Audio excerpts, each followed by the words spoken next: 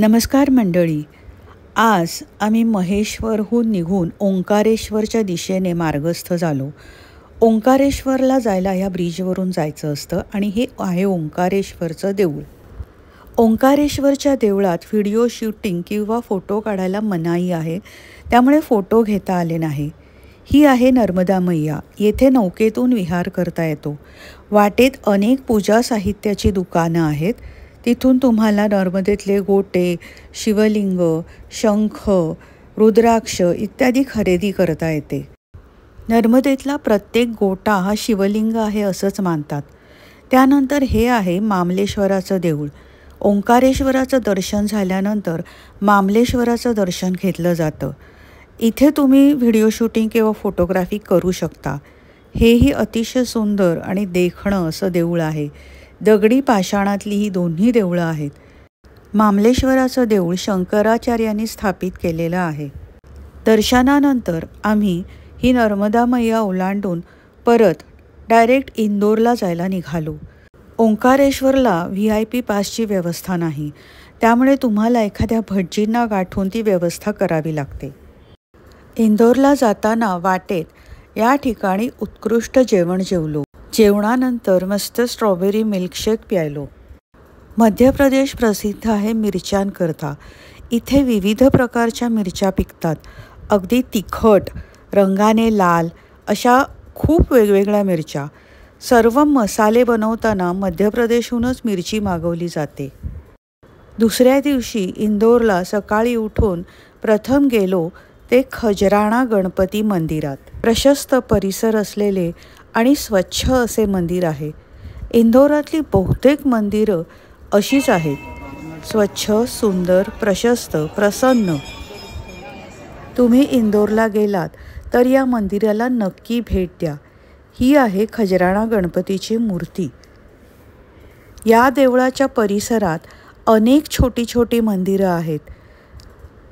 जवळजवळ सगळ्या देवांची, अगदी साईबाबा, तिरुपती, देवीचं देऊळ, हनुमानाचं देऊळ अशी सगळी, रामाचं देऊळ, कृष्णाचं देऊळ. ही सर्व देवळं पुन्हा अतिशय स्वच्छ आहेत आणि मूर्ती तर अतिशय देखण्या आणि प्रसन्न आहेत. इथे गर्दीही विशेष नसते, त्यामुळे तुम्ही अगदी शांतपणे दर्शन घेऊ शकता. इथल्या रामाच्या देवळात पुजाऱ्याने आम्हाला विशेष आशीर्वाद दिला. त्याने बोलवून आम्हाला गुलाबाचं एक सुंदर सुवासिक फूल दिलं, ताईत दिला, एक रामरक्षा स्तोत्र दिलं. त्यामुळे खूप बरं वाटलं. इथेही पूजा साहित्याची आणि प्रसादाची अनेक दुकानं आहेत.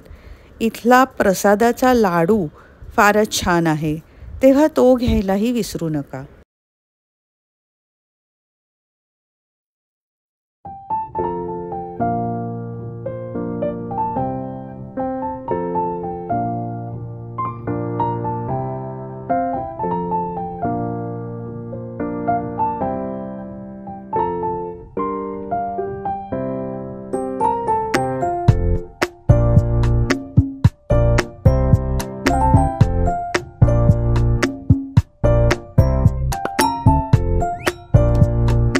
विठोबा झाल्यानंतर पोटोबा.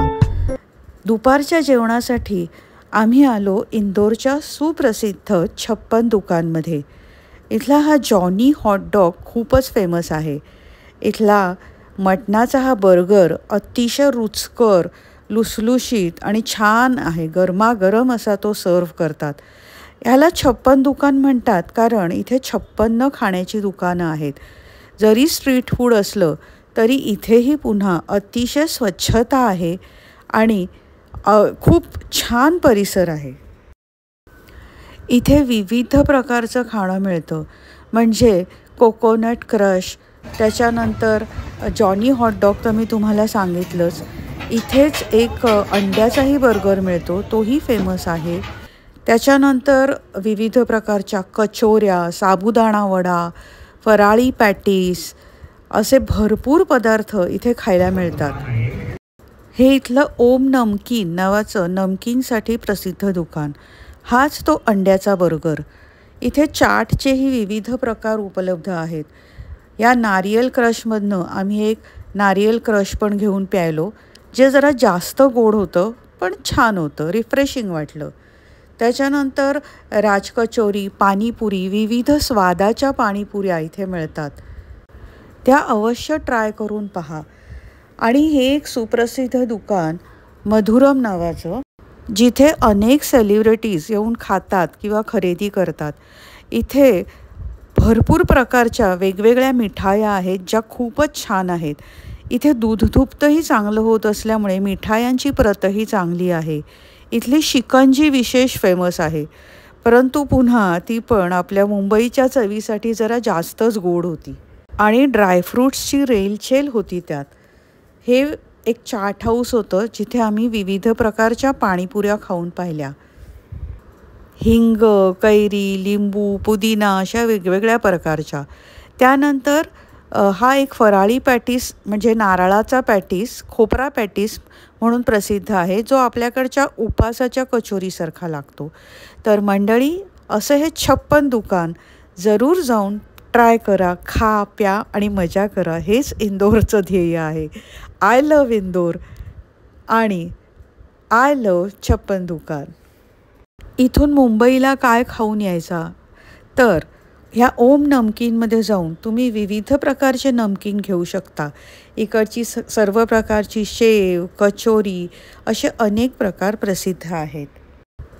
56 दुकाननंतर आम्ही भेट दिली ती इंदोरच्या सुप्रसिद्ध लालबाग पॅलेसला. पूर्ण भारतात हा एकमेव अशा प्रकारचा पॅलेस आहे जो पूर्णपणे युरोपियन धर्तीवर बांधलेला आहे. तुम्हाला जर रोमला, व्हॅटिकन सिटीला जाता आलं नाही तर तुम्ही इथे नक्की भेट द्या, कारण त्याची छोटीशी झलक तुम्हाला इथे पाहायला मिळेल. हा परिसरसुद्धा विस्तीर्ण आहे. कित्येक एकर्स हा परिसर पसरलेला आहे आणि पॅलेसभोवती भरपूर बागा आणि भरपूर इतर तऱ्हेतऱ्हेचे वृक्ष लावलेले आहेत. तर इथे तुम्ही बघू शकता, हा पूर्णपणे युरोपियन स्टाईलचा पॅलेस आहे. इथली ही सगळी सजावट अगदी युरोपात गेल्याची आठवण करून देते. इथे सगळीकडे अतिशय उच्च प्रतीचा इटालियन मार्बल वापरलेला आहे. अतिशय महागडी झुंबरं आहेत आणि भरपूर दालनं आहेत, जसं की स्टडी रूम आहे, लायब्ररी आहे, कॉन्फरन्स रूम आहे, डायनिंग रूम आहे आणि एकापेक्षा एक सरस. हा लालबाग पॅलेस बाहेरून असा दिसतो.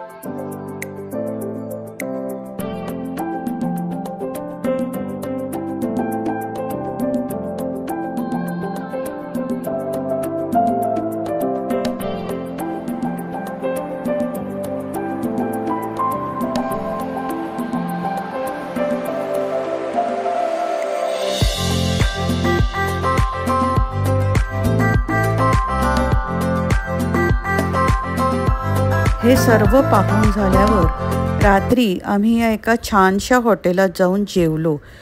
रात्री जानेवारीमध्ये इंदोरचं तापमान होतं 5 अंश. याची कल्पना आमचे कपडे बघून तुम्हाला येऊ शकतेच. व्हिडिओ शेवटपर्यंत पाहिल्याबद्दल खूप खूप धन्यवाद. कृपया चॅनलला सबस्क्राईब करा, व्हिडिओला लाईक करा, शेअर करा. लवकरच पुन्हा भेटू.